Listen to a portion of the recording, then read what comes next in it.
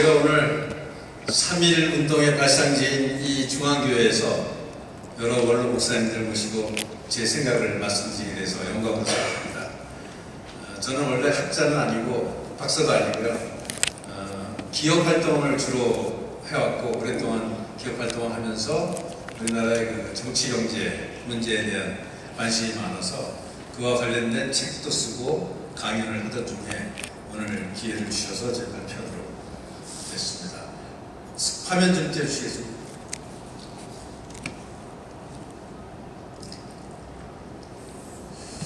네, 오늘 제가 말씀드릴 제목은 통일비용 없이 북한을 자유문명국가로 만드는 길이라고 하는 상당히 흥미로운 거창한 주제를 갖고 얘기를 시작하겠습니다. 오늘의 주제는 제가 2년 전에 쓴 차터 리퍼블릭이라고 하는 제목의 책을 주로 내용으로 하고 있습니다. 차터 리퍼블릭이 상당히 생소한 개념이실 수 있는데요.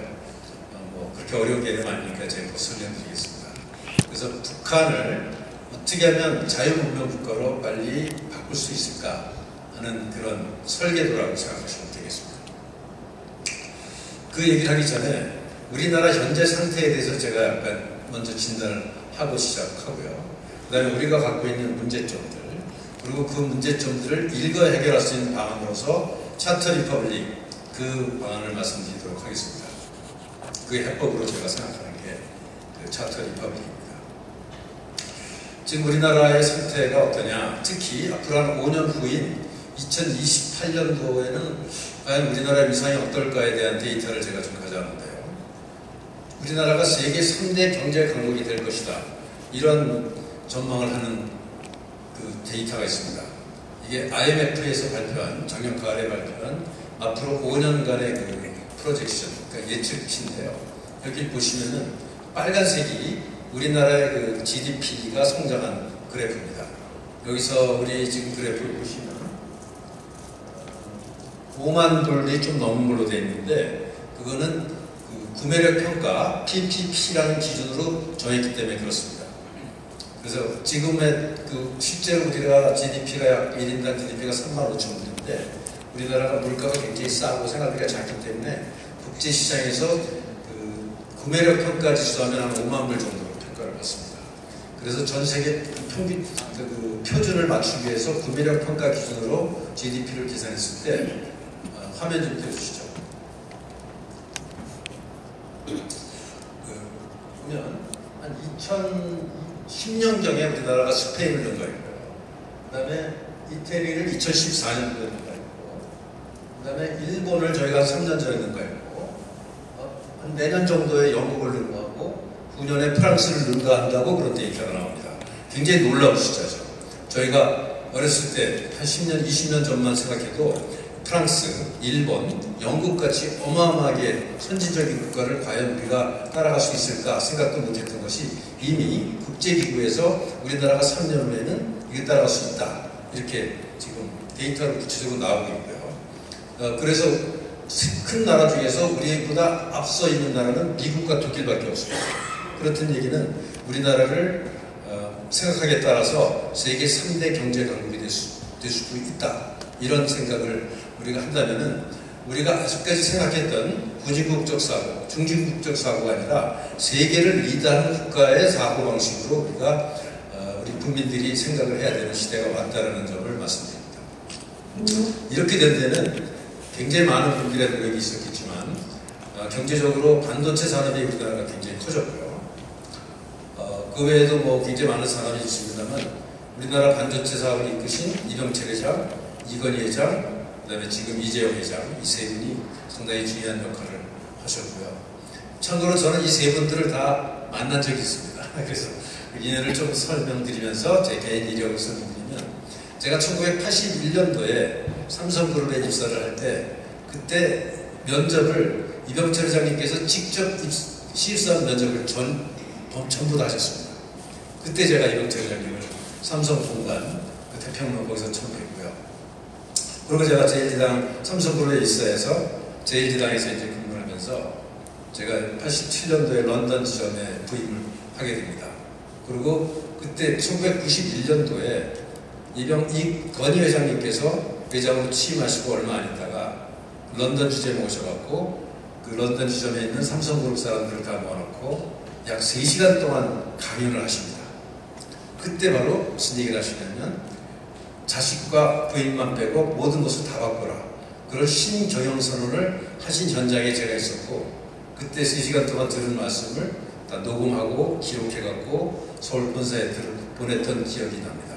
그 후에 프랑크푸르트 선언을 통해서 삼성그룹이 엄청난 발전을 한 어떤 역사의 현장에 제가 있었다고 말씀드리고요. 그 다음에 제가 이제 95년 1년도에 뉴욕 지점에 부임을 해서 제가 한 8년 정도 뉴욕에 있다가 1999년도에 한국에 들어와서 인터넷 사업을 시작합니다. 그 회사 이름이 이제 팍스넷이라고 하는 그 증권 관련 인터넷 기업인데요. 그 사업을 하면서 그때 이재용 회장이 당시 삼성그룹 인터넷 팀장이었습니다. 그래갖고 인터넷 사업이 커지니까 삼성그룹에서도 인터넷 관련된 기업을 10개 이상을 창립해놓고 여러 가지 사업을 전개하는 과정에서 저와 만나서 이렇게 대화를 한 2시간 가까이 저희 회사에 와서 했던 기억이 있습니다. 어쨌든 저는 그런 경로를 통해서 IT와 주로 금융과 관련된 일을 아직까지 해오고 있는 사람입니다. 그리고 또 우리나라가 미래 산업에서 가장 앞서 있는 것 중에 하나가 배터리 사업이죠. 2차 전지 사업.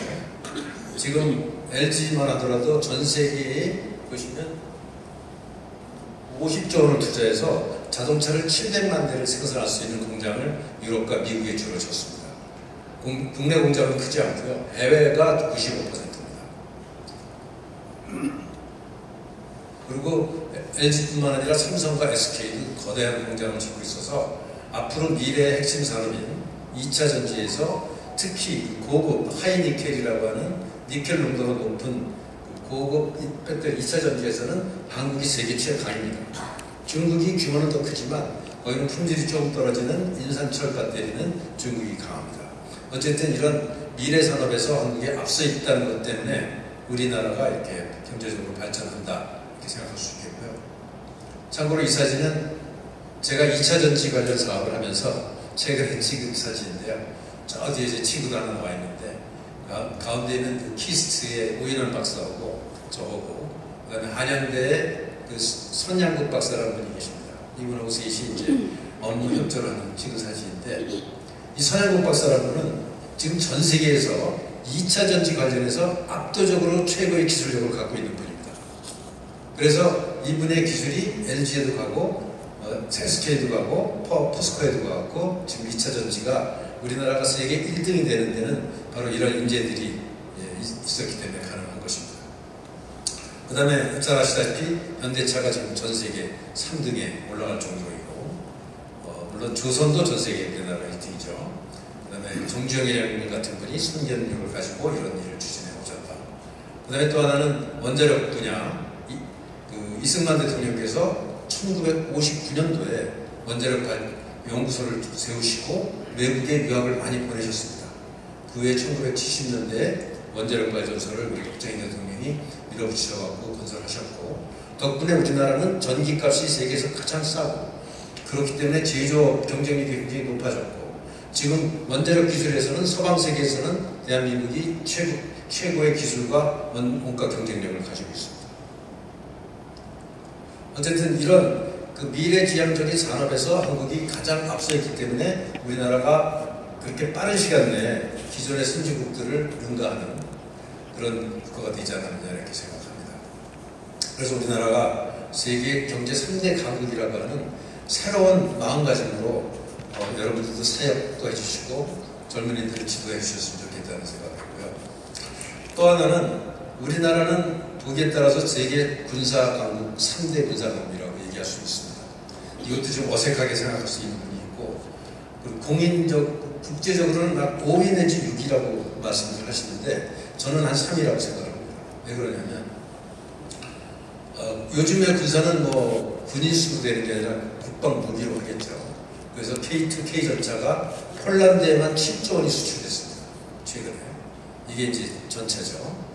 그 다음에 또 루마니아가 2조, 3조 가까운 돈을 투자해서 우리나라에 자주포를 수입했습니다. 이게 자주포입니다. 이번에 우크라이나 전쟁에서 자주포가 얼마나 중요한지가 지금 드러나고 있죠. 그 다음에 핀란드도 우리나라 자주포를 수입했습니다. 노르웨이도 우리나라 자주포를 수입했습니다. 전 세계 자주포 수출 시장에서 우리나라가 약 60%를 차지할 정도로 엄청난 군사 무기 강국입니다. 그래서 유럽의 소련과 러시아와 국경을 맞닿고 있는 핀란드, 노르웨이, 루마니아, 폴란드가 바로 우리나라 무기로 지금 유럽을 지키고 있다, 이렇게 생각할 수도 있습니다. 그 다음에 아랍에미레이트와 사우디에서 천궁이라고 하는 무기를 우리나라에서 수입했습니다. 이게 4조 원어치입니다. 이렇게 생긴 무기인데요. 이거는 날라오는, 음속의 몇 배로 날라오는 미사일을 맞춰서 떨어뜨리는 무기입니다. 대단한 거죠. 이게 우리나라 것이 지금 아랍에미레이트와 사우디에 수출됐습니다. 그 다음에 그 옆에는 이집트도 우리나라에 전차를 수입했습니다. 그래서 아랍의 평화도 대한민국 무기로 지금 지켜지고 있습니다. 그 다음에 호주에서 최근에 그 브래드백이라고 하는 장갑차를 3조 원어치나 수입했습니다. 이렇게 생긴 무기인데요. 그 다음에 캐나다가 지금 60조 원어치의 잠수함을 수입하겠다, 이 협상 중입니다. 어마어마한 큰 규모죠. 우리나라가 이렇게 생긴 그 잠수함, 재래식 잠수함이죠. 원자력 잠수함 말고 재래식 잠수함에서는 세계 1등입니다. 그러니까 캐나다가 무려 60조 원어치의 잠수함을 수입하는 그런 지경이 된 겁니다. 그래서 영연방 국가도 우리나라에 지금 무기를 수입하고, 또 아시아에서도 인도가 우리나라 K9을 수입하고, 필리핀이 우리나라에 전투기 FA-50을 수입하고, 말레이시아도 우리나라에 전투기를 수입하고, 베트남도 우리나라 무기를 지금 수입하겠다 하는 얘기는 바로 이 아시아 주요 국가들이, 중국과 맞서고 있는 아시아 주요 국가들이 우리나라 무기로 무장하고 있다는 것은 엄청난 사건입니다. 그리고 우리나라가 지금 개발하고 있는 스텔스 무기인 K-22, 이거는 거의 세계 최고 수준의 군사 폭격기면서 동시에 전투기로 지금 태어나고 있습니다. 게다가 최근에 그 우크라이나 전쟁에서 우리나라의 그 포탄이 약 100만 발 이상 갔을 거로 보고 있습니다. 한정적으로. 그러니까 이 우크라이나에서 러시아의 침공을 막는 무기가 바로 대한민국의 무기라고 생각하시면 되겠습니다. 그래서 우리나라가 지금 수출만 보면 22년도에 약 한 170억 불, 23년도에 130억 불을 수출하는데, 이 정도면 과연 세계 몇 등일까? 혹시 몇 등인지 아시는 분 계세요? 무기 수출 몇 등? 목사님들 평화를 좋아하시니까 이렇게 관심 없으실지 모르겠는데, 무기 수출이라는 게 그렇게 규모가 크지 않습니다. 대한민국이 실제로 2022년도에 약 1조 원어치 수출했습니다. 그리고 약 10등쯤 했습니다. 전 세계에. 이거 표를 보시면 미국이 1등, 이건 수출 시장입니다. 그 다음에 러시아 2등, 그 다음에 프랑스, 그래갖고 쭉 내려가서 한국이 10등인데, 작년 올해 이렇게 확 변해서 우리나라는 2등이 됩니다. 왜냐하면 러시아가 지금 무기가 형편없다는 것이 증명이 됐고, 우크라이나 전쟁에서 중국이 국제적으로 힘을 잃었기 때문에 줄어들면서 우리나라가 이렇게 늘어났습니다. 어쩌면 미국보다 많아지는 거 아니야? 이런 생각이 들 정도로 세계 2등의 수출 국가인데, 무기 수출은 다른 수출, 반도체라든가 선박 수출과는 차원이 다릅니다. 그거의 가치의 5배 이상 된다고 봐요. 왜냐하면 우리의 무기를 수입하는 나라는 우리한테 20년, 30년 동안 부품을 받을 수밖에 없고, 우리와 정치적으로 동맹관계가 될 수밖에 없습니다. 믿습니다.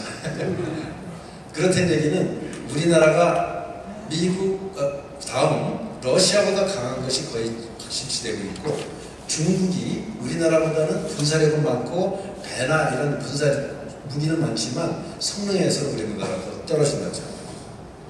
그래서 감히 미국, 중국 다음에 우리나라가 세계 3대 군사강국이다, 이렇게 저는 개인적으로 생각하고 있습니다. 그래서 우리나라는 중간급 무기 헤게모니를 장악한 국가다. 그리고 한국은 자유진영의 무기창 아스날이다. 이런 자부심을 가지셔야 됩니다. 이렇게 된 데는 잘 아시다시피 그 박정희 대통령의 그 자주국방 노력, 그 다음에 포항제철 같은 그 기반시설, 이런 미사일 백곰 사업 같은 것 덕분에 지금 이런 결과를 가져온 것입니다. 그 다음에 우리나라가 저는 세계 3대 문화 강국 수준에 왔다고 생각합니다. 우리가 어렸을 때만 하더라도 영어 배우고 일본어 배우고 독일어 배우고 프랑스어 배우는데요. 지금 전 세계 사람들은 영어 배운 다음에 한국어를 배우죠. 문화야말로 언어야말로 문화의 핵심인데요. 여러분들 잘 아시는 BTS, 그 블랙핑크가 서양 사람들이 가장 아름답다고 생각하는 남자는 BTS고 아름다운 여자가 블랙핑크입니다. 우리 어렸을 때는 서양 여자 책받침에다 이렇게 미인이라고 생각했는데 지금 세상이 바뀌었습니다. 이 드라마가 굉장히 세계적으로 인기 있다는 것은 여러분들 잘 아실 거고요. 오징어 게임 같은 거, 그 다음에 영화도 세계적으로 뜨고 있다는 거 같습니다요. 제가 여기에 또 약간 관여한 적이 있습니다. 제가 1995년도에 제1대당 뉴욕 지점에 있을 때 이때 제1대당의 그 이재현 회장과 이미경 부회장께서 미국에 오셔서 스티븐 스필버그와 드림웍스라는 영화사를 창업하면서 3천억 원을 투자합니다. 그게 오늘날 CJ 제1대당이 영화 산업을 앞서는데 하나의 초석이 되는데요. 그때 제가 뉴욕 지점에 있으면서 뭐 그냥 잔심부를 좀 했습니다. 그래서 약간 인연을 좀 갖고 있다 말씀드리고 싶고요. 어쨌든 우리가 만든 미스터 선샤인이라든가 사랑의 무시자 이런 그 드라마는 이미 북한을 변화시키고 있습니다. 여기에 나온 여러 가지 말들이 북한에서 유행하고 있다는 것을 제가 간접적으로 듣고 있습니다. 게다가 일본이 가장 앞서 있던 웹툰이 지금 한국이 앞서고 있고요. 심지어는 K-뷰티, 화장품, 아름다운 건 한국 여성이라고 생각하는 시대. 그 다음에 한류 음식이 세계에서 이태리 음식이나 프랑스 음식, 일본, 태국 음식을 능가하는 인기를 부과하고 있고요. 심지어는 주거의 핵심인 온돌 문화가 전 세계적으로 퍼지고 있습니다. 그 다음에 한국어 열풍으로 뜨거운 상황입니다. 이 정도면 세계 3대 문화국가라고 할 수 있지 않겠습니까?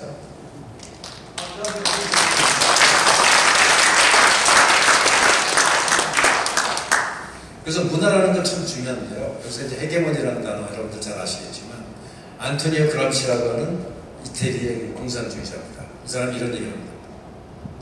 헤게모니는 강제적인 권력이지만 그럼에도 불구하고 권력이다. 집단을 가장 효과적으로 보호하는 기구인 것이다. 이러한 어떤 헤게모니론을 가지고 공산주의자들이 그 일종의 거점 이론을 가지고 이제 여러 가지 일을 했습니다만 이 헤게모니라는 것이 상당히 중요한 의미가 있다. 안토니오 그람시는 그 당시 파시즘과 대결하기 위해서 그 자기가 속한 공산주의를 장악하기 위해서 문화적 헤게모니를 확보해야 된다 이렇게 얘기했는데 지금 대한민국의 문화 헤게모니가 세계를 휩쓴다는 것은 우리나라를 보호하는데 굉장히 중요한 우리나라 안보에 중요한 요소라는 것을 간접적으로 설명드린 겁니다. 근데 우리나라가 이런 그 세계적인 3대 군사강국, 문화강국, 경제강국 근처에 왔습니다만은 굉장히 위험한 위기 상황에 지금 닥치고 있다 저는 생각하는데요. 세 가지가 있습니다. 그 중에 뭐 중기적으로는 인구 문제 잘 아시겠죠. 단기적으로는 전쟁 가능성, 그 다음에 내부 갈등 이 세 가지의 문제를 과연 어떻게 해결할 것인가에 대한 게 이제 오늘 주제 중에 하나인데요. 이런 문제를 제대로 해결하지 못하면 모든 것이 5년 후 10년 후에 물거품이 될 수가 있습니다. 여러분들 다들 아시겠지만 우리나라 작년도에 태어난 인구가 24만 명입니다. 제가 1955년생인데요. 57년부터 70년까지 우리나라 매년 100만 명씩 태어났습니다. 4분의 1로 준 겁니다. 그 당시 100만 명으로 태어났기 때문에 지금 우리가 5천만 국가가 됐고 세계 3대 국가가 된 겁니다. 근데 그 4분의 1 태어나면 어떻게 될까요? 5천만 국가가 2천만 국가로 줄어듭니다. 과연 그런 인구가 작은 나라가 강국이 될 수 있을까요? 제가 계산을 해보면 한 30년 후에는 지금 청년층이 876만 명에서 220만 명으로 줄어듭니다. 거의 국가가 존속할 수 없을 정도로 줄어듭니다. 군인들이 지금 여러분들 60만 대군이라고 익숙하신데 뭐 군인이 뭐 40대, 50대 갈 수 없으니까 주로 20대라고 생각하면 20대 인구 때문에 한 5년 내로 40만 이하로 줄어들 수밖에 없고 한 20년 후에는 우리나라 군인이 20만 이상 유지할 수가 없습니다. 국방에도 굉장히 심각한 문제라는 얘기죠. 그 다음에 초등학교 학생들을 보면 지금 한 250만 명인데 앞으로 한 6, 7년 지나면 150만 이하로 줄을 수밖에 없습니다. 우리나라에 있는 모든 국민학교가 전반으로 줄고 몇 년 있으면 중고등학교가 반으로 줄고 대학교가 반으로 줍니다. 물론 교회 신자들도 더 빠른 속도로 줄겠죠. 근데 우리나라가 그 저출산 예산을 굉장히 많이 썼음에도 불구하고 거의 효과가 있지 않습니다. 뭐 여러 가지 이유가 있겠습니다만은 출생 인구가 우리가 2034년 지금부터 10년 후에는 한 20만 명 이하가 태어날 거라고 보고 있습니다. 군인 규모가 절반이야. 그렇게 되면 지방이 손해될 것이고 부동산이 가격이 하락할 것이고 노령층이 파산하게 될 것입니다. 생산 인구가 감소해서 제로 성장 시대가 온다는 것은 거의 확실시됩니다. 그래서 2034년경 지금부터 약 10년 후에 예상되는 현상은 노인 의료비가 급증해서 의료보험이 파탄될 가능성이 많습니다. 세금이 급증해서 젊은 인재들이 해외로 탈출할 것입니다. 국민연금이 파탄해서 주가가 폭락할 것입니다. 왜 주가가 폭락하냐면 국민연금이 지금 약 한 1000조 정도 되는데요. 그게 1700조까지 올라갑니다. 2040년경 되면. 근데 2040년경부터 매년 그 국민연금이 갖고 있는 1700조의 주식과 채권을 팔아서 국민연금을 지급해야 됩니다. 그게 1년에 무려 120조 원입니다.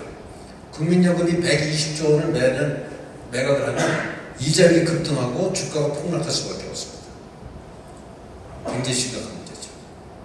그래서 한 5년 정도 지나면 그런 미래, 암울한 미래를 예상하는 젊은이들이 브레인 드레인, 머리가 빠져나간다는 뜻이죠. 그 다음에 탤런트 엑소더스, 인재들이 탈출하는 사건이 올 거라고 봅니다. 그래서 이미 삼성, LG, 현대는 본사를 외국으로 옮겨야 되겠다는 검토를 하고 있습니다. 그 이유가 여러 가지 상속세 규제 문제도 있지만 가장 큰 거는 연구 인력이 부족하다는 거예요. 반도체, 그 다음에 2차전지, 자동차 분야에 연구 인력이 택도 없이 부족합니다. 그게 점점 더 심해지겠죠. 이걸 다 외국에서 해결할 수 있냐? 그거 되지 않습니다. 이 표를 보시면 몇만 명의 인력이 부족합니다. 일자리가 부족한 게 아니라 사람이 부족한 시대가 온 겁니다.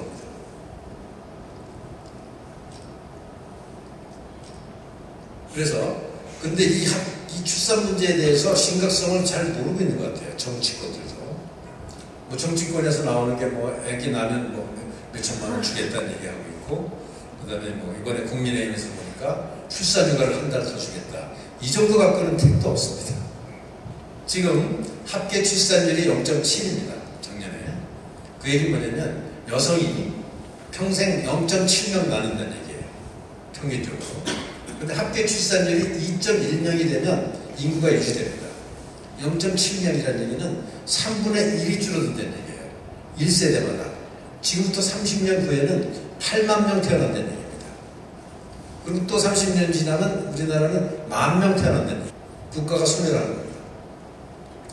그래서 지금 합계 출산율을 1.0으로 올려야 되겠다 주장하고 있는데 그래봐야 12만 명 태어납니다.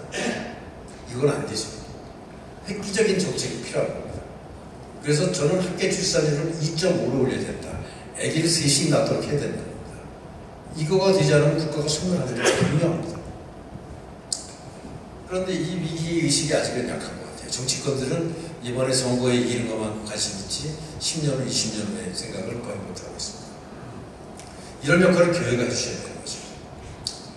또 하나는 이제 전쟁에 관한 얘기인데요. 이것도 상당히 심각한 문제인데 최근에 금년 들어서 김정은이 대한민국은 제1집대국이고 불변의 주적이다 이런 얘기를 처음으로 했습니다. 뭐 남쪽 것들 뭐 이렇게 얘기하다가 처음으로 지금 대한민국이라는 나라 이름을 쓰기 시작했고요. 그 다음에 조국 통일 3대 헌장을 저 탑을 철거했습니다. 김일성이 만든 애지중지하던 원칙을 폐기한 거죠. 자주적으로 평화적으로 민족끼리 통일하겠다. 이게 바로 1970년부터 지금까지 들어온 김일성의 유훈입니다. 이걸 깼다는 것은 굉장히 중요한 변화라고 생각합니다. 그래서 김정은은 기회가 온다면 대한민국을 초토화하겠다. 이런 얘기를 하고 있는데 또 시진핑은 2027년까지 타이완을 침공하겠다. 근데 일본은 중국이 대만을 침공하면 일본은 즉각 참전하겠다. 중국과 대만과 일본이 전쟁하면 우리나라가 피할 수 있을까요? 전쟁에 휘말리지 않을 수 있을까요?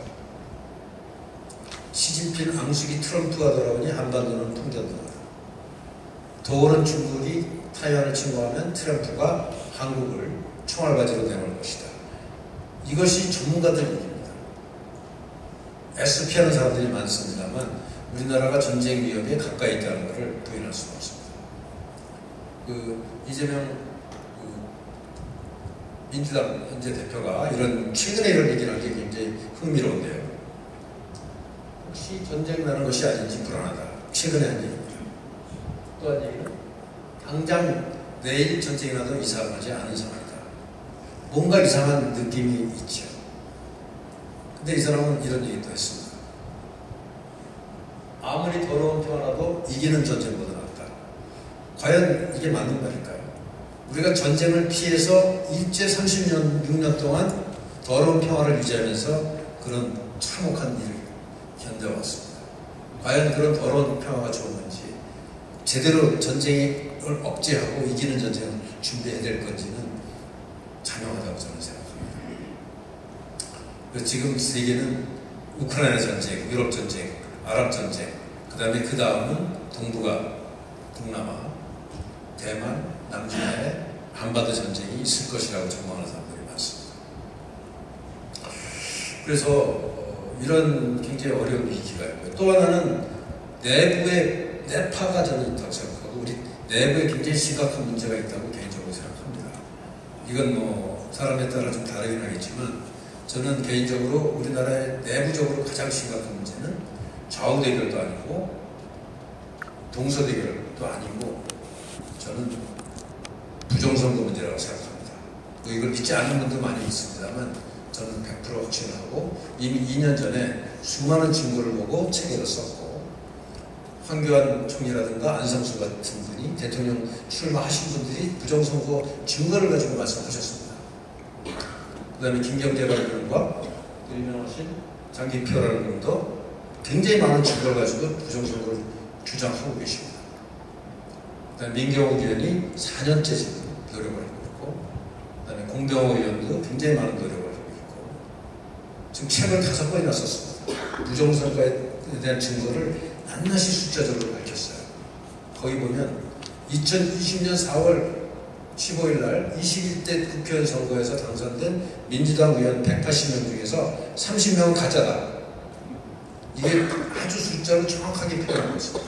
저는 그 수학과 통계와 데이터에 입각해서 사업을 하는 사람이기 때문에 이게 왜 정확한지 알고 있습니다. 근데 이거는 좌우 문제 아니고 지역감정 문제 아니고 이건 국가의 근본을 흔드는 문제입니다. 근데 만약에 국회의원 30명이 가짜라면 그동안 이번 국회에서 만든 법들도 다 가짜인 거죠. 그럼 그 법에 의해서 피해받은 사람들은 뭔가요? 국가의 근본이 흔들리는 문제입니다.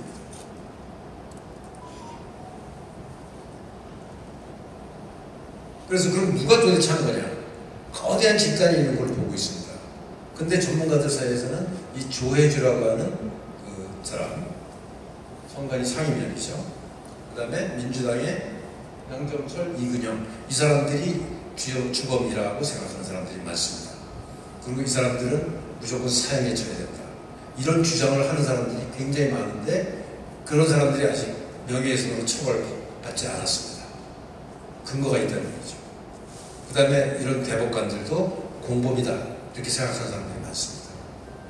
대법관들이 6개월 만에 선고를 해야 되는데 안 하고 2년 3년 걸치면서 다 기각시켰습니다. 대법원 판사들이 우리나라 건국 이래 이 정도로 불신받는 일은 최초의 일입니다. 굉장히 심각한 내파의 원인이라고 생각하고, 만약에 이번 4월 달에 또 이런 대규모 부정선거가 있으면 우리나라는 거의 내란까지 갈 수 있다고 생각합니다. 이걸 믿는 사람들이 전 우리나라 인구의 한 30% 이상 된다고 보고 있거든요.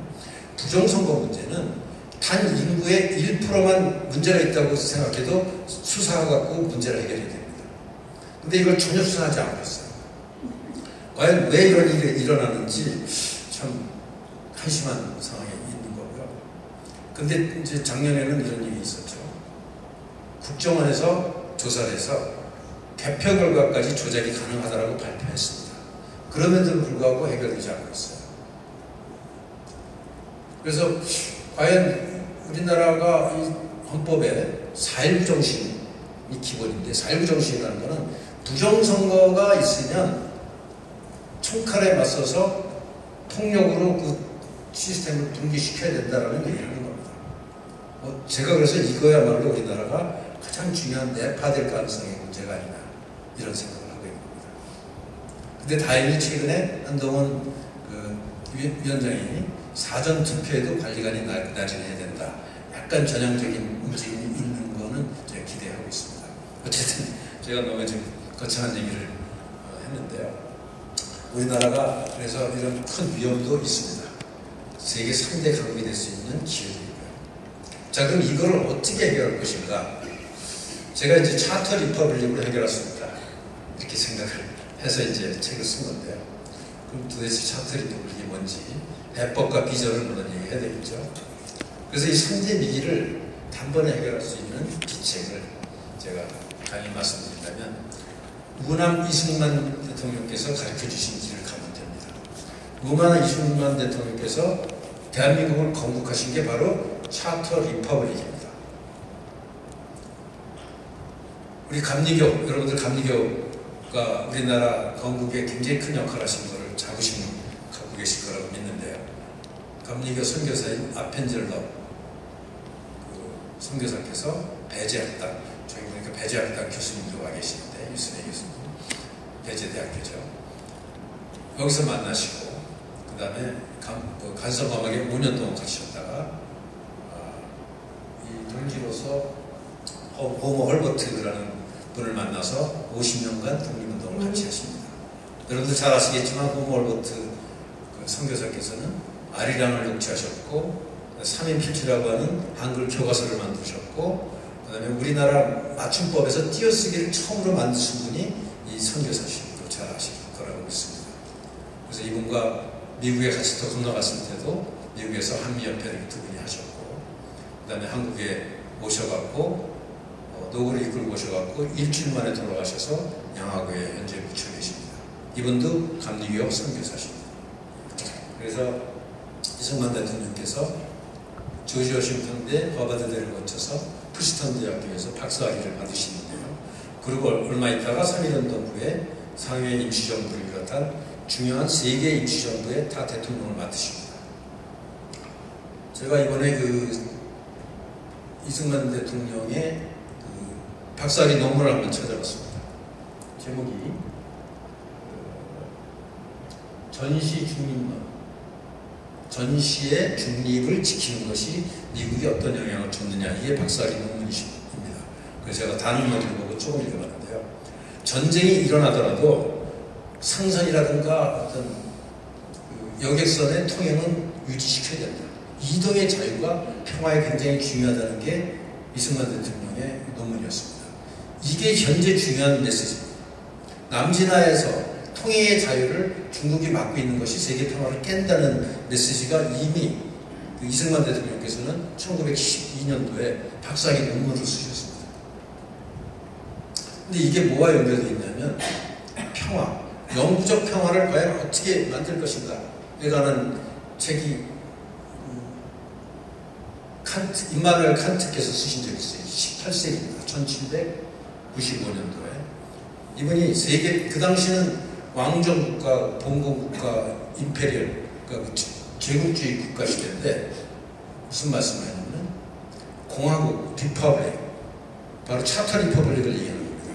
리퍼블릭을 만들고 그 다음에 국제적인 인권을 보장하고 이동의 자유를 보장하는 국제기구를 만들고 제국주의적인 침략전쟁을 하지 못하게 하면 영구적인 세계평화가 이루어질 수 있다, 이런 얘기를 쓰십니다.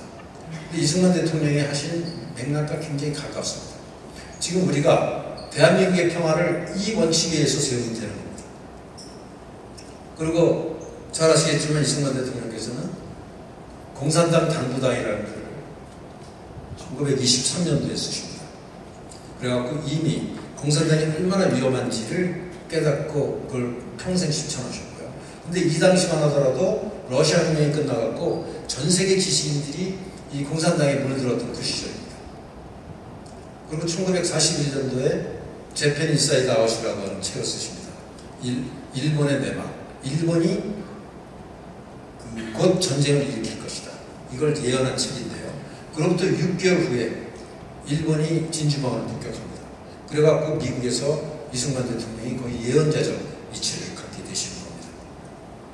그리고 1945년도 귀국하셔갖고 1948년도에 우리나라를 건국하시는 일을 하십니다. 그리고 농지개혁을 성공적으로 하시고요.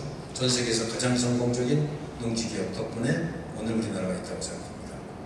그 다음에 전쟁을 맞이해서 UN 기구를 통해서 우리나라 전쟁 문제를 해결하셨고, 그 다음에 전쟁이 끝나자 한미 상호 방위종합을 통해서 이 방위종합 덕분에 우리나라가 그 이후에 70년간 평화를 누렸습니다.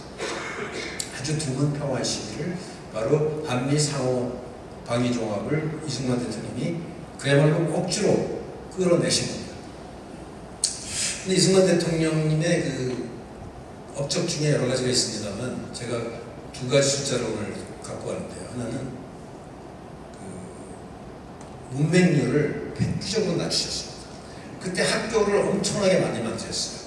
국민학교, 중학교, 고등학교, 대학교, 그리고 학교를 만드는 사람들에 대해서는 굉장히 많은 특혜를 주셨습니다. 그래서 우리나라가 사립학교가 굉장히 많고 교회도 학교를 그때 많이 세웠죠. 전 세계적으로 우리나라처럼 문맹률이 이렇게 빠르게 없어진 나라는 없습니다. 그리고 이 바로 문맹률이야말로 경제발전, 문화발전의 핵심이라는 것이 다른 나라 사례도 보면 알 수 있죠. 영국, 네덜란드, 미국, 이 선진국들은 다 이렇게 문맹률이 낮아지는 것부터 시작했습니다. 근데 물론 세종대왕의 그 한글 덕분이긴 했지만 불과 15년 만에 문맹률이 80%에서 20%까지 떨어졌다는 것은 성인교육도 굉장히 많이 있다는 걸 증명하는 겁니다. 또 하나 제가 며칠 전에 그래프를 하나 그려봤습니다. 이승만 대통령이 독재자다 이런 주장하는 사람들인데 과연 독재자인지 아닌지 제가 숫자로 보여드리겠습니다. 역대 국민 직선으로 한 대통령에 당선할 때 득표율입니다. 이승만 대통령께서는 52년도에 75%, 56년도에 70%, 60년도는 경쟁자 돌아가셔서 100% 득표를 얻었습니다. 지금은 상상하기 어렵죠. 그 후에 박정희 대통령은 대개 한 46%에서 53%, 노태우 대통령은 36%, 김영삼 40%, 김대중 40%, 노무현, 이명박, 박근혜 다 30, 48, 49, 50, 문재인 41%, 이승만 49%로 당선됩니다. 과연 70%, 100%, 80%로 당선된 대통령, 국민 직선제에서 대통령을 독재자라고 얘기할 수 있습니다. 엄청나게 국민들로부터 존경받고 업적을 만드신 분이라는 것이 이 숫자로 증명될 수 있을 거라고 생각합니다. 최근에 그 건국전쟁이라는 영화가 지금 방영되고 있죠. 혹시 보신 분 계신가요? 많이 보셨나요? 다큐멘터리 영화 중에서 획기적인 지금 어제까지 43명만이 봤습니다. 어마어마한 지금 바람이 불고 있고요. 여러분 분들도 직접 보시고 주변에 많이 권해주시면 많은 생각이 바뀌실 거라고 생각합니다. 그래서 자, 우리나라의 문제들, 그 다음에 북한 문제를 어떻게 해결할 것인가. 우남 이승만께서 남한을 식민지에서 갓 태어난 우매한 사람들, 문맹률이 80%인 나라를 자유민주 국가를 만들고 여성한테 참정권을 주고 직접 국민들이 투표를 하게 하고 상권 분립이라는 걸 만들어내고 일반 대중교육을 만들어내고 이런 것이 바로 완전히 새로운 제도를 접목한 바로 차터 리퍼블릭인 것입니다. 그럼 차터 리퍼블릭이라는 단어가 도대체 뭐냐? 제가 이 책 제목을 차터 리퍼블릭이라고 썼을 때 이 단어가 얼마나 쓰이고 있나 하고 구글을 찾아봤어요. 그랬더니 없었습니다. 그 얘기는 차터 리퍼블릭이라는 단어는 잘 쓰지 않는 단어였어요. 근데 저는 굉장히 중요한 개념이라고 생각해서 이 책에다 이제 제목을 써놨는데요. 차터라는 뜻은 헌장이라는 뜻입니다. 헌법이라는 뜻도 있습니다. 영국의 1215년도에 마그나 카르타, 그 카르타가 차터라는 뜻입니다. 그 민주주의의 초석이 된 어떤 헌장이죠. 그 다음에 펜실바니아, 미국의 펜실바니아주를 건설한 윌리엄 펜이라고 하는 영국의 귀족이죠. 그 사람은 쉐이커 교도였습니다. 쉐이커 교도, 개신교죠. 근데 영국에서 핍박을 받아서 식민지로 가서 미국으로 가서 펜실바니아 주의 어떤 자치권을 보장받는데 그 문서 이름이 여기 나와 있는 차터 오브 프리빌리지입니다. 양호, 특권 양호장입니다. 윌리엄 펜 당신이 그 콜로니, 그 펜실바니아 주를 자치적으로 통치해라. 그래갖고 그때 만든 헌장입니다. 이게 미국의 헌법하고 굉장히 가깝습니다. 자율적인 공화국을 처음 만든 거예요. 그래서 펜실바니아가 미국 동부의 13개 주에서 가장 성장하고 아주 자유롭고 그런 주였고 전 세계 유럽에서 많은 이민을 받아들여갖고 오늘날 미국의 뿌리를 만들었고 그래서 그 윌리엄 펜의 펜실바니아가 미국을 발명했고 그 미국이 전 세계 민주주의 현대국가의 문명을 만들었다 이렇게 얘기할 수 있을 정도로 굉장히 중요한 역할을 하셨습니다. 그분이 윌리엄 펜이고요. 그래서 이분이 만든 바로 차터, 그 자율적으로 국가, 스테이트를 움직일 수 있는 그런 민주적 규율, 그게 바로 차터입니다. 그리고 왕이 없기 때문에 리퍼블릭이죠. 민주국가. 그래서 바로 그것이 차터 리퍼블릭이라고 이름을 제가 지은 거고요. 제가 힌트를 얻은 게 하나 있는데 폴 로머라는 교수가 있습니다. 저도 나이는 같은데 노벨 경제학상을 몇 년 전에 받으신 분이 차터 시티라고 하는 개념을 굉장히 많이 공부를 했어요. 차터 시티, 차터 리퍼블릭보다는 규모가 작지만 도시 규모의 새로운 국가를 얘기하는 겁니다. 그래서 홍콩같이 혹은 싱가포르처럼 완전히 빈 땅에 아니면 비문명이 없던 땅에다가 새로운 국가 제도를 만들고 헌법, 차터를 만들어서 국가를 건설하자. 그것이 현대 세계를 해결하는 방법이다. 그렇게 생각하는 게 이제 폴 로머 교수고. 그래서 폴 로머 교수는 기존의 시스템과 분리된 독자적인 선진 시스템을 만들고 인프라를 만들어서 해외 이민을 주로 영입하고 그 다음에 소득세와 법인세를 낮추고 기업 투자를 투자하고 재정의 큰 부분을 토지 매각 대금으로 마련하면 새로운 국가를, 새로운 문명 국가를 만들 수 있다. 이게 바로 차터 시티입니다. 근데 이거는 작은 규모고 저는 북한 전체를 국가 단위에서 차터를 만들어서 새로운 질서를 만들어서 새로운 헌법을 만들어서 독립적인 국가를 만들 수 있을 때 그걸 차터 리퍼블릭이라고 저는 이름을 줬습니다. 1950년경에 이스라엘이 팔레스타인 땅에 들어가서 국가를 만든 게 차터 리퍼블릭입니다. 대단한 성공을 현재 하고 있죠. 그 다음에 1945년도 일본이 평화하고 난 다음에 항복을 받았죠.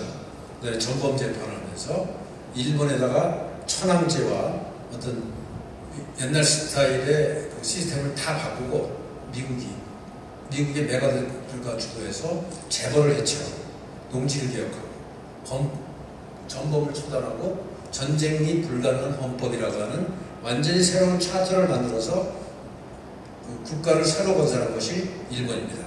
그게 차터 리퍼블릭이라고 볼 수 있고요. 이런 차터 리퍼블릭은 대부분 그 후에 엄청난 번성을 하게 됩니다. 이스라엘이 그랬고, 일본이 그랬고, 홍콩이 그랬고, 싱가포르가 그랬습니다. 싱가포르가 가난한 빈촌에서 지금 세계 최고의 그 부유국가가 된 데는 바로 차터 리퍼블릭이라는 개념이 접목됐기 때문입니다. 대한민국도 1948년 5월달에 선거를 하고 7월달에 헌법을 제정하고 8월 15일날 건국을 하면서 우남 이승만과 우파 인사들이 연합하고 유엔의 협조를 받아 미국과 함께 미국식 차터 리퍼블릭을 만든 것이 바로 대한민국입니다. 대한민국이 차터 리퍼블릭으로 탄생했기 때문에 오늘의 번성이 있었다고 저는 역사를 이렇게 해석해보자 라는 저의 일종의 가설입니다. 아직까지는 뭐 많이 이렇게 학자들을 호응하고 있지 않습니다만 제 책을 읽어본 사람들은 상당히 호응하고 있습니다. 여러분들 잘 아시다시피 북한은 최악의 세습 왕국입니다. 국가 이름에는 리퍼블릭이라고 써 있습니다만 그리고 자기 스스로 공화국이라고 주장합니다만 공화국 절대로 아니죠. 공화국이라고 생각하는 민주주의 아니죠. 최악의 기회국사회국 노예사입니다. 20만 명이 강제수용소에 있고 매년 2만 명씩 죽고 있습니다. 강제수용소에서 50년간 100만 명 이상 살육한 제노사이드 국가입니다. 인종학살 국가입니다. 종교적 학살 국가입니다. 북한 체제는 종교 체제라고 볼 수 있죠. 그래서 이 문제를 과연 우리가 어떻게 볼 것인가에 대해서 우리가 오늘의 이제 핵심 주제인데요. 독일식으로 흡수합병을 하면 어떨까? 이게 우리나라 이제 우파 분들이 많이 생각하시는데, 야, 그럼 비용도 많이 들고 갈등도 많이 생길 텐데 어쩌지? 저는 좋은 방법 아니라고 생각합니다. 그 다음에 그럼 남북 두 체제로 그냥 평화롭게 그냥 각자 살아. 저는 이거는 인간으로서 용납해서는 안 된다고 생각합니다. 그래서 제가 주창하는 방법은 북한이 독립적인 자유민주국가로 스스로 발전하게 하는 차터 리퍼블릭을 만들자. 물론 김정은 정권을 무너뜨려야 되겠죠. 거기에 우리가 일본이 무너지고 나서 대한민국이 차터 리퍼블릭을 만들었듯이 자유민주적인 헌법을 만들었듯이 북한의 현재 정권을 무너뜨리고 스스로 자유민주국가를 만들 수 있는 헌법을 만들고 스스로 민주국가를 만들어가는 과정에서 남쪽 사람들이나 미국 사람들이나 서양 사람들이 도와주면 되지 않느냐. 이미 우리는 1945년부터 48년까지 그런 경험을 해봤지 않느냐. 그리고 그 위에 발전 과정을 우리가 했기 때문에 우리의 이런 경험과 노하우와 우리의 자본력과 기술력을 가지고 북한을 도와준다면 북한이 20년, 30년 안에 남한만큼 다 잘 수 있게 될 것이고 혹은 그보다 더 잘 살 수 있게 될 것이다. 근데 그것이 흡수합병해갖고는 안 되고 오히려 독자적인 국가로서 남한보다 더 좋은 시스템을 설계해서 들어갈 수 있다고 생각하는 게 바로 차터 리퍼블릭이라고 하는 개념입니다. 그럼 통일비용이 과연 얼마나 들 것인가? 제가 이 책을 쓰면서 통일비용에 관해서 굉장히 많은 자료를 봤습니다. 근데 독일은 대개 한 2천조 원 들었습니다. 한 20년에 걸쳐서 1987년도에 베를린 장벽이 무너지고 통일 어떤 그 후폭풍을 없애는데 한 20년 걸렸는데요. 1년에 100조씩 들었습니다. 지금 아마 더 들 겁니다. 근데 우리 남북 격차가 더 심하기 때문에 더 심각하겠죠. 그래서 3천조 든다는 분석도 있습니다. 근데 저는 계산을 해봤습니다.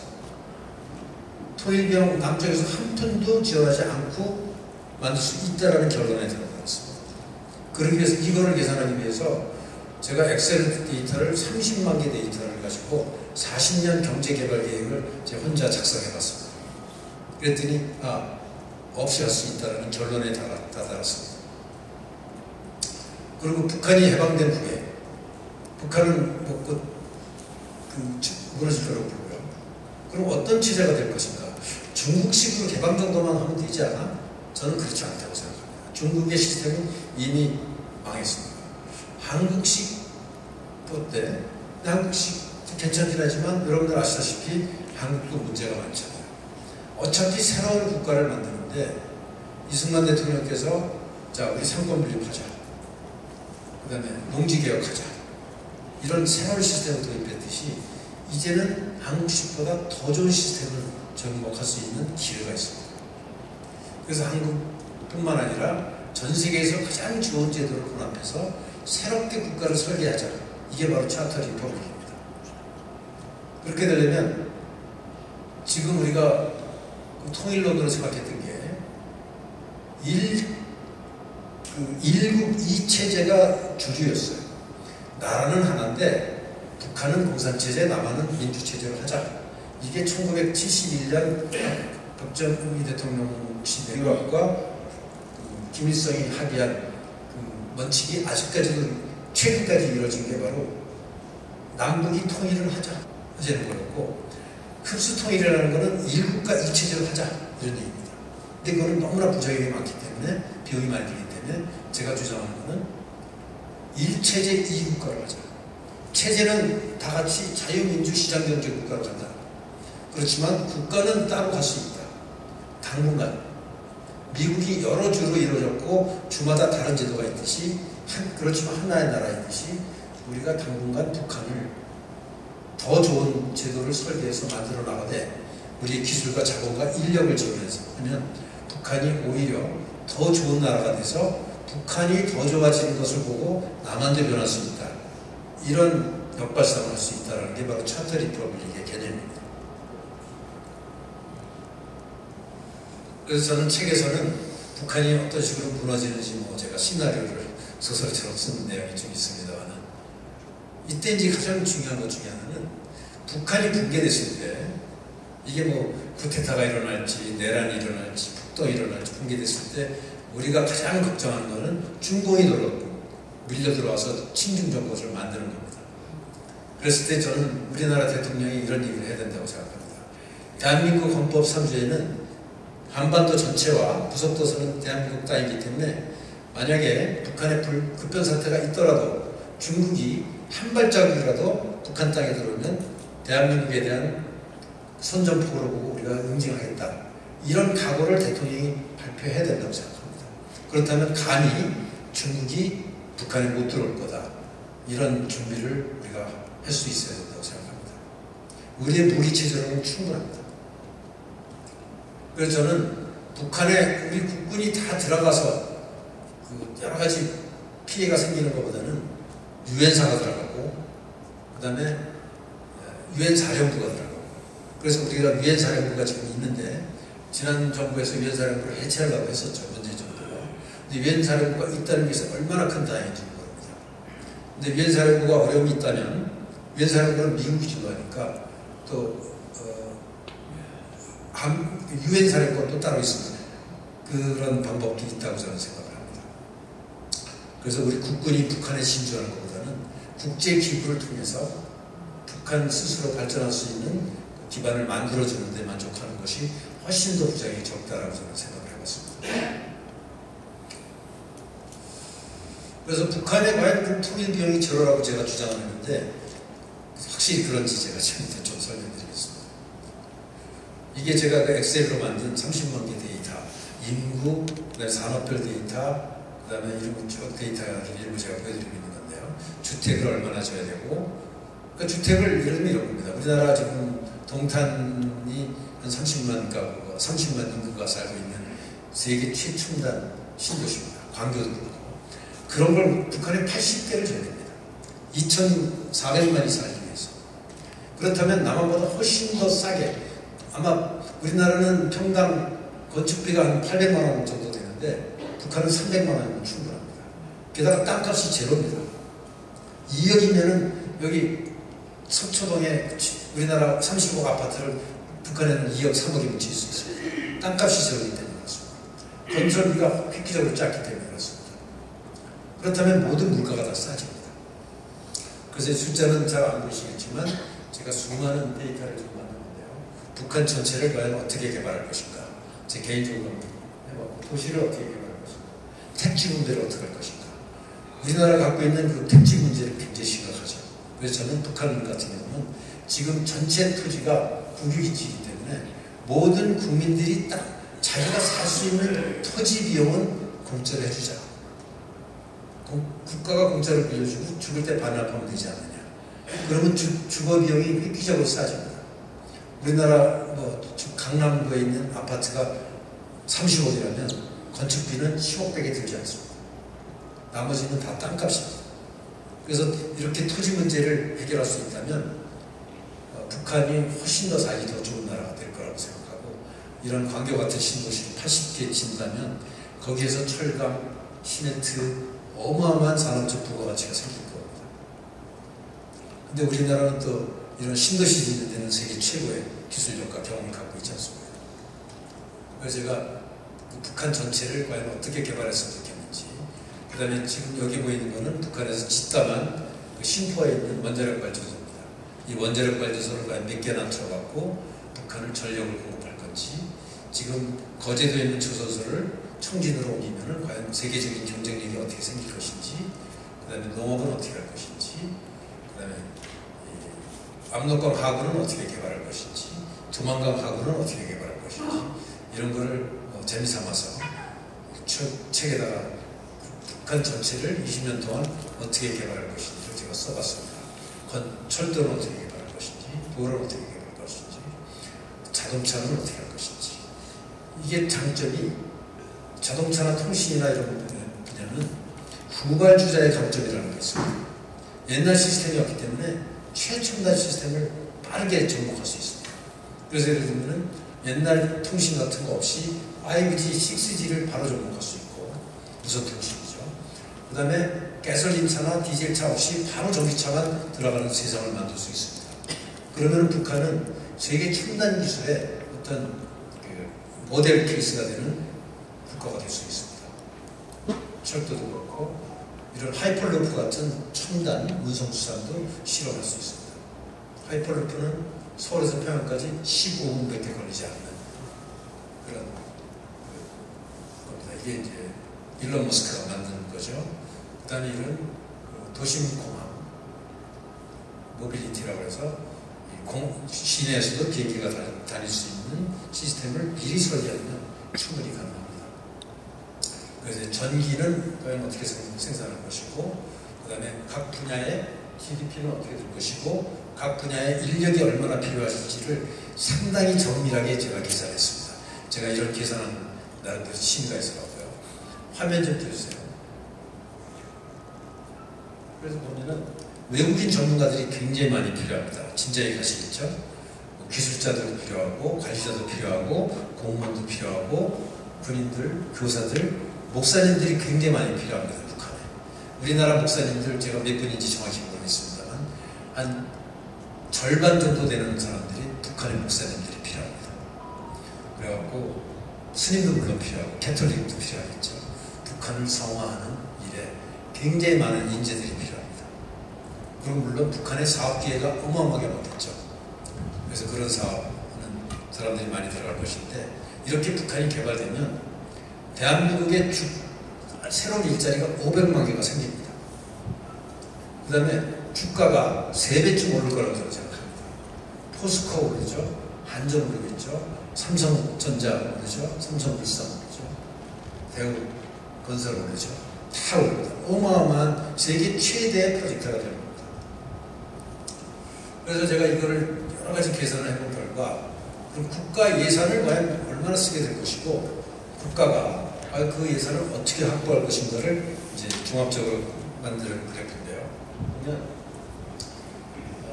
재난소득이 필요하고, 의료복지가 필요하고, 행정예산, 교육예산, 국방예산, 경제투자, 토지조성비용, 도로 같은 인프라 이렇게 하는데, 제가 계산을 해보니까 초기에는 한 100조 정도 매년 필요합니다. 적당합니다. 그러다가 나중에 이제 200조 정도가 이제 필요한데요. 북한을 개발하려면. 독일이 매년 100조 필요했던 거와 비슷합니다. 근데 돈이 이렇게 들어가는데 과연 이 돈을 어떻게 확보할 거야?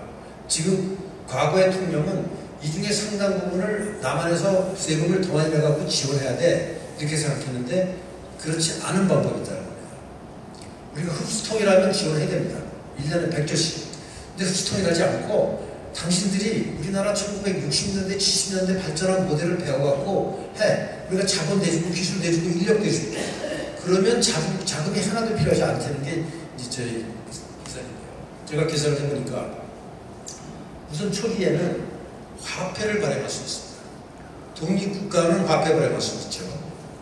흡수통이라면 화폐 발행 못합니다. 남한 화폐 써야 되니까. 근데 독자적인 국가는 화폐를 발행할 수 있습니다. 근데 독자적인 국가니까 국채를 발행할 수 있습니다. 그게 GDP에 각각 50%씩 발행할 수 있어요.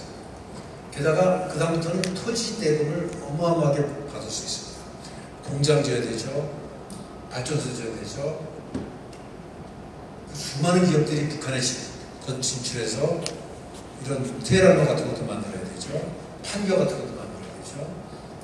여수 산업공단, 포항 산업공단 같은 걸 만들어야 되는데 그 땅값을 국가가 받아갖고 외국 자본, 남한 자본한테 줄 수 있습니다. 그 자본만 하더라도 1년에 50조, 100조씩 거둘 수 있습니다. 그래갖고 3년, 5년 지나면 그때부터 세금을 거둘 수 있습니다. 그렇게 되면 제 계산에 의하면 국가가 필요로 한 예산을 거의 다 자체적으로 확보할 수 있다는 결론에 이르렀습니다. 그렇게 되면 통일비용 없이 북한을 만들 수 있을 뿐만 아니라 북한 사람들이 흡수 통일됐을 때 느끼는 자괴감, 어떤 박탈감, 혹은 남북 어떤 갈등 이런 문제 없이 북한의 인재들이 스스로 일어나서 자기가 남한보다 더 좋은 나라를 만들었다는 자부심을 느낄 수 있게 된다는 것이죠. 이승만 대통령께서 빈 땅에서 우리의 그 인재들을 모아서 스스로 만들었기 때문에 국가를 건설했기 때문에 우리가 자부심을 갖고 외국 침략으로부터 저항하고 수 있었던 것과 비슷한 길을 가고 있는 겁니다. 우리의 경험을 북한에 전수해 주면 되는 겁니다. 저는 사실 이것이 이론적으로만 생각한 게 아니라 실제로 제가 2007년, 8년도에 병난도 프로젝트라는 프로젝트를 해본 경험이 있습니다. 그래서 제가 그 당시 북한의 연백평양을 서울시만한 땅을 북한으로부터 사서 북한을 그 땅을 홍콩 같은 걸 만들겠다라는 프로젝트를 한 3년간 진행한 적이 있습니다. 그래갖고 북한의 핵심 인사들을 여러 번 만나서 협상까지 한 경험이 있기 때문에 제가 이 책을 쓰게 된 계기가 있는 거고요. 그래서 자유민주 두 개 국가를 한반도에다 만들면 과연 어떻게 될까? GDP가 2배 늘어나고 인구가 8천만이 넘어갑니다. 그리고 한국보다 더 좋은 시스템을 만들어서 북한에서 성공시켜서 남한이 북한을 보고 오히려 배워서 더 좋은 국가를 만든다면 세계 2대 강국이 된다라고 저는 생각합니다. 이때는 독일을 능가할 수 있고 일본 능가할 수 있습니다. 그래서 선진 제도를 새로 도입해야 된다는 거죠. 제가 아까 보여드린 그 세계 GDP 숫자에서 우리나라보다 잘 사는 나라가 몇 개 있습니다. 작은 국가들이죠. 스위스와 타이완입니다. 이 나라의 장점들이 몇 가지 있습니다. 이런 장점, 우리가 안 가진 장점. 이 두 나라의 특징은 직접 민주제를 한다는 겁니다. 국민이 직접 법을 만들고 법을 폐지합니다. 이게 강국의 조건 아니냐 이렇게 생각했고, 이런 제도를 북한에서 한번 우리가 생각해보자는 거죠. 또 우리보다 또 획기적으로 잘 사는 나라가 싱가포르와 아일랜드가 있습니다. 아일랜드와 싱가포르가 어떻게 이렇게 잘 살았냐면 싱가포르는 토지 제도를 잘했습니다. 주택의 80%가 공공주택입니다. 북한도 그렇게 하겠다는 생각하는 거죠. 그 다음에 부패가 거의 없죠. 여러분들 잘 아시다시피. 그 다음에 아일랜드가 어떻게 획기적으로 빠른 시간에 이렇게 세계 최고로 잘 사는 나라가 됐느냐. 법인세를 낮추고 전 세계 그 기업들이 돌아서 일할 수 있도록 하는 그런 제도를 했습니다. 북한도 그렇게 개발하면 오히려 남한보다 더 잘 살 수 있는 세계적인 좋은 모델을 모은다라는 차터 리퍼블릭이라는 개념을 실현할 수 있다. 이렇게 생각합니다. 그래서 제가 그 외에도 여러 가지 준비했습니다만 그게 이제 여러 가지 제도를 과연 어떻게 선택할 것인가에 관한 제 나름대로 생각이고요. 제가 이제 그래서 그러면 과연 북한이 저거 언제 무너져갖고 언제 저래 차터 리퍼블릭 그런 질문들을 저한테 많이 하세요, 사람들이. 내년에 될 수도 있지만 10년 걸릴지도 모르잖아. 그리고 과연 북한이 원해줬을 때 우리가 그걸 잘할 수 있을 것 같아? 전 세계적인 성공 사례도 없는데. 그래서 제가 새로운 프로젝트를 하나 구상을 했습니다. 그게 이제 보고 차터 시티라고 하는 게 있는데, 그러면 남한의 특정 지구의 땅에다가 우리가 차터 시티 개념을 한번 만들어보자. 그래갖고 제가 이 프로젝트 자료를 만들어서 지금 세계 자본가들하고 좀 대화를 시작했는데요. 우리 투자해라. 제가 그 선정한 지역은 이 해남 완도 진도 지역입니다. 여기 진짜 인구도 없고 땅값 엄청 쌉니다. 여기에 홍콩 같은 나라를 만들어보자. 그게 바로 제가 생각하는 차터 시티입니다. 여기서 실험을 해서 성공을 해보자. 이것도 어마어마한 사업이고 어마어마한 직업이 생기고 엄청난 그 인재들을 유입할 수 있고 전 세계적인 그 탤런트와 자본을 이끌어낼 수 있는 사업입니다. 제가 그 구상한 자료인데 혹시 궁금하신 분들은 제가 자료를 드리겠습니다. 그래서 국내에서도 이런 실험을 할 수 있다. 중국에서 홍콩에서 실험을 한 성공 결과로 신천을 만들고 상해에 경제특구를 만들듯이 대한민국이 새로운 변화가 필요한 시점에 정치권들한테 맡길 것이 아니라 이런 새로운 프로젝트를 통해서 대한민국을 변화시키자. 대한민국이 지금 윤석열 정부가 3대 개혁을 하고 싶은데 전혀 못하잖아요. 교육개혁 못했죠. 연금개혁 못했죠. 노동개혁 못했습니다. 기존 시스템 갖고는 굉장히 어렵습니다. 오히려 저런 특구에서 그 실험을 통해서 성공한 것을 배울 수 있다라는 점을 생각합니다. 그래서 이제 했고요. 그래서 낙후된 호남의 차터 스테이트를 개발하면 서울만한 도시가 거기에 생기는 겁니다. 목포 아래 해남 지역에. 거기서 실험을 성공하면 북한 전체를 그렇게 만들 수 있다라는 꿈 같은 얘기를 제가 생각을 해봤고요. 그래서 우리는 새로운 파라다임에 새로운 개념을 생각하는 국가가 되어야 된다. 이런 말씀을 드리고, 마지막으로 제가 인공지능을 가지고 여러분들께 메시지를 하나 전달하는 것을 좀 제작을 해봤는데요. 친애하는 감리교 사목자 여러분, 나는 1895년 20세의 나이에 감리교 선교사 아펜젤러 박사가 세운 배제학당에 입학하여 32세의 감리교 선교사인 호머 헐버트 박사를 스승으로 만났습니다. 이후 나와 헐버트 박사는 50년간 대한 독립운동을 함께한 동지였습니다. 대한민국의 건국 정신은 개신교 사상에 기초한 차터 리퍼블릭입니다. 공산 독재 왕조 국가를 무너뜨리고 노예 상태의 우리 민족을 구원하고 북한을 남한처럼 자유 민주 독립국가 차터 리퍼블릭을 만드는데 감리교 사역자 여러분의 역할이 소중합니다. 40년을 황야에서 헤매던 이스라엘 민족 여호수아에게 나타난 여호와 하나님께서 말씀하셨습니다. 여리고성을 돌면서 소리치라. 그리하면 성이 무너질 것이다.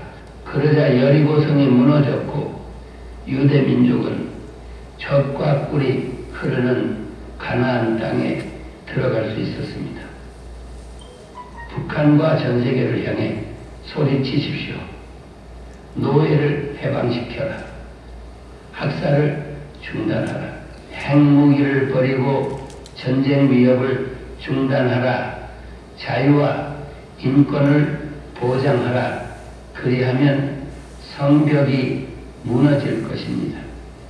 그리고 지금 방영되고 있는 영화 건국전쟁을 모든 감리교 신도가 보도록 독려하십시오.